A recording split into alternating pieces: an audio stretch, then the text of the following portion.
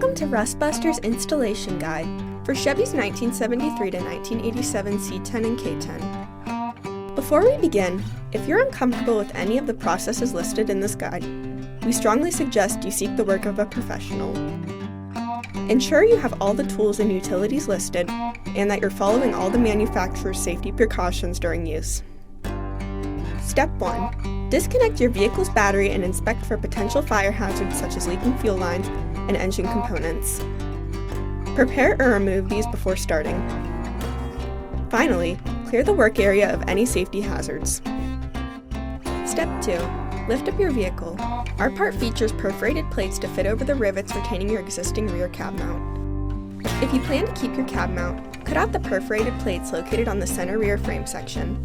If not, remove your rear cab mount. With a socket and wrench, remove the 2 bolts located on the bottom of your frame.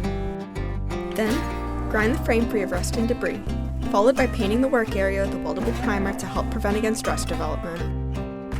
Step 3. Slide your center rear frame section onto the frame using the frame holes to help with the alignment. If you purchased our rear cab mount, you can insert the included bolts onto the frame to hold the part in place. If not, C-clamp the part into place.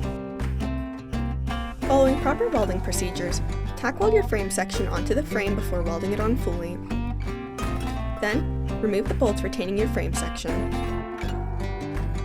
Step 4. Paint the part with primer or other rust inhibitor to help prevent or reduce the risk of rust formation. We recommend our Rustbuster Rust Converter and Primer Spray Paint.